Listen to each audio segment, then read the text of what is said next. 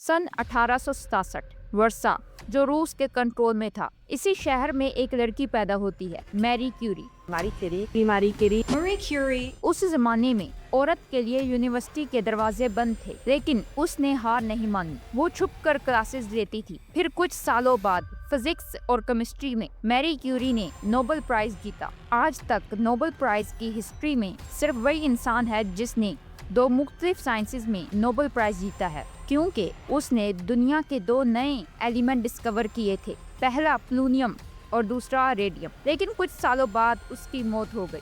France ने इसकी कब्र दोबारा खोदकर इसकी बची हुई बॉडी को स्पेशल सी कॉफिन में ट्रांसफर करके दोबारा दफन किया, और आज भी उसकी नोटबुक और चीजें पेरिस के एक सिक्योर वॉल्ट में रखी हुई हैं। अभी भी उसे छूने के लिए एक प्रोटेक्शन की जरूरत है। आखिर उसकी डिस्कवरी ने उसकी जान ले ली।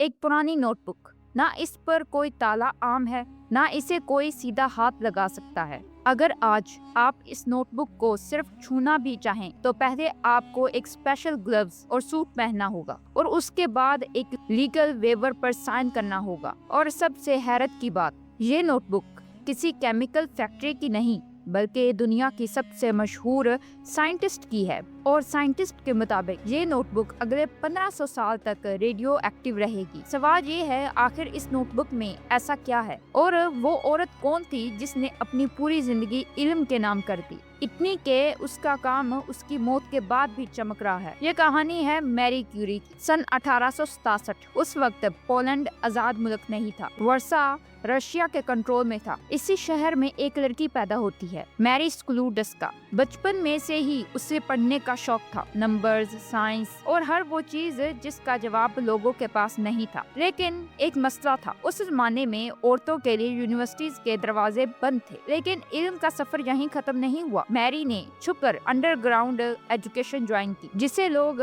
फ्लाइंग यूनिवर्सिटी कहते थे। ना उसकी कोई बिल्डिंग थी, ना उसका कोई साइन बोर्ड। आज क्लासेस किसी की डाइनिंग रूम में होती और कल किसी के बेसमेंट में। हर लेक्चर एक खतरा था, मगर इसी खतरे ने दुनिया की सबसे बड़ी साइंटिस्ट को जन्म दिया। यहीं से उसने वो बुनियाद हासिल की जिसने उसकी पूरी जिंदगी बदल दी। 24 साल की उम्र में उसने अपना घर छोड़ दिया। मैरी ने अपना घर सिर्फ इसलिए नहीं छोड़ा था कि वो किसी दूसरे मुल्क में जाना चाहती थी। उसने घर इसलिए छोड़ा था क्योंकि उसके अपने मुल्क में उसके ख्वाबों के लिए जगह नहीं थी। पहले उसने सालों तक गवर्नेंस की नौकरी करके अपनी बहन को पढ़ाया, और जब उसकी बहन डॉक्टर बन गई, फिर मैरी सिर्फ एक सूटकेस और ख्वाब के साथ पेरिस रवाना हो गई। उसे मालूम था कि अगर साइंटिस्ट बनना है तो ये सफर जरूरी है। पेरिस उस वक्त साइंस का सबसे बड़ा मरकज, लेकिन पेरिस पहुंचना कहानी का आसान हिस्सा था। असली जंग उसके बाद शुरू हुई। कभी सिर्फ ब्रेड खाकर गुजारा, कभी सिर्फ चाय पीकर दिन निकालना। सर्दियों में कमरे में इतनी ज्यादा सर्दी होती कि कभी कभी वो बेहोश भी हो जाती, मगर उसने पढ़ना नहीं छोड़ा, और फिर सरबोन यूनिवर्सिटी से फिजिक्स में अपनी क्लास में फर्स्ट पोजीशन हासिल की। ये सिर्फ एक डिग्री नहीं थी, ये उस हर दरवाजे का जवाब था जो उसके लिए बंद कर दिया गया था। सन 1895 में उसकी मुलाकात एक खामोश और ब्रिलियंट से हुई, मैरी क्यूरी। दोनों की जिंदगी का सबसे बड़ा सफर यहीं से शुरू हुआ। उनके पास कोई मॉडर्न लैबोरेटरी नहीं थी, ना एक्सपेंसिव मशीनें, ना कोई लग्जरी इक्विपमेंट, सिर्फ एक पुराना सा शेड जहाँ सर्दी भी थी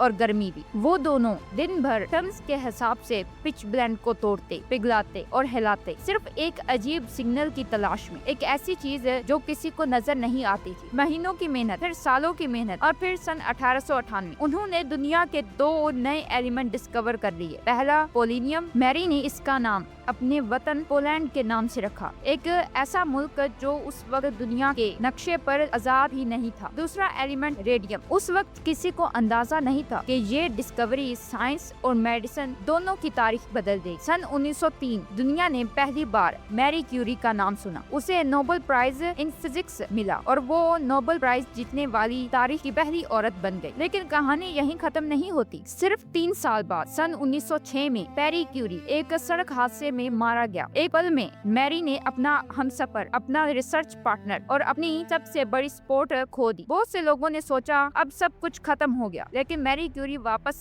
लेबोरेटरी चली गई। उसने पेरी की जगह सोर्बन यूनिवर्सिटी में प्रोफेसर की कुर्सी संभाली और ये भी पहली बार था कि उस यूनिवर्सिटी में किसी औरत ने लेक्चर दिया। फिर आया सन 1911, उसकी जिंदगी का शायद सबसे मुश्किल साल। फ्रेंच एकेडमी ऑफ साइंस ने उसकी मेंबरशिप रिजेक्ट कर दी। रीजन साइंस नहीं, जेंडर था। इसी दौरान न्यूज़पेपर ने उसकी प्राइवेट लाइफ को उछाला और पूरे मुल्क में उसके खिलाफ हंगामा मचा दिया। लोग उसके घर के बाहर जमा होने लगे, हर तरफ तनकीद, हर तरफ नफरत। लेकिन इसी साल मैरी क्यूरी ने अपना दूसरा नोबेल प्राइज जीत लिया, इस बार केमिस्ट्री में। आज तक नोबेल हिस्ट्री में सिर्फ वही एक शख्स है जिसने 2 मुख्तलिफ साइंसेज में नोबेल प्राइज जीते हैं। सन 1914 जब फर्स्ट वर्ल्ड वार शुरू हुई, मैरी लेबोरेटरी में छुप कर नहीं बैठी। फर्स्ट वर्ल्ड वार के दौरान जख्मी सिपाहियों को हॉस्टल में लाना मुश्किल था, इसीलिए मैरी क्यूरी ने एक्सरे मशीन को गाड़ियों में फिट करवा दिया। सिपाही का फौरन एक्सरे होता और डॉक्टर्स बिना अंदाजा लगाए देख लेते कि गोली या श्रैपनल जिस्म के किस हिस्से में पहुंचा हुआ है। सोल्जर्स ने इन गाड़ियों को एक नाम दिया, लिटिल क्यूरी। मैरी ने लगभग 150 औरतों को ट्रेन किया ताकि वो भी मशीन को चलाना सीखें। वार के दौरान इन यूनिट्स ने तकरीबन 10 लाख जख्मी सिपाहियों के एक्सरे किए। सोचिए, जिस औरत को कुछ लोग साइंस के लायक नहीं समझते थे, वो हजारों जानें बचाने की वजह बन रही। लेकिन हर डिस्कवरी की एक कीमत होती है। उस जमाने में किसी को रेडिएशन का असल खतरों का पता नहीं था। मैरी क्यूरी रोज रेडियम के साथ काम करती, कभी ग्लव्स नहीं, कभी प्रोटेक्शन सूट नहीं। उसे रेडियम की हल्की सी चमक खूबसूरत लगती थी। उसे बिल्कुल अंदाजा नहीं था कि वही चमक धीरे धीरे उसकी जिंदगी खा रही है। सन 1934 में मैरी क्यूरी की मौत एप्लास्टिक एनीमिया नाम के ब्लड डिजीज से हुई। इस बीमारी की सबसे बड़ी वजह सालों तक रेडिएशन के सामने रहना, और आज उसकी लेबोरेटरी खामोश है, लेकिन उसका असर नहीं। कैंसर के इलाज से लेकर मॉडर्न न्यूक्लियर साइंस तक मैरी क्यूरी की डिस्कवरी